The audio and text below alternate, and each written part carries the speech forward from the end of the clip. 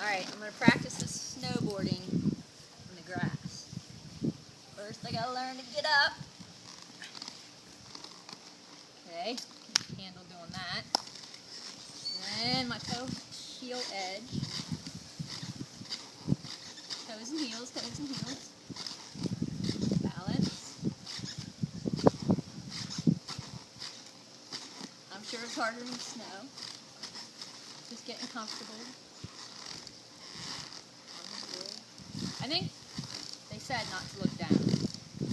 It's easier to bounce. Wet! Trying to ollie. Just jump. Alright, let me try it at 180. Let's do it again.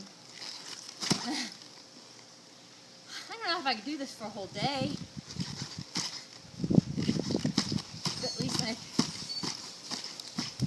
know how it feels to be locked in.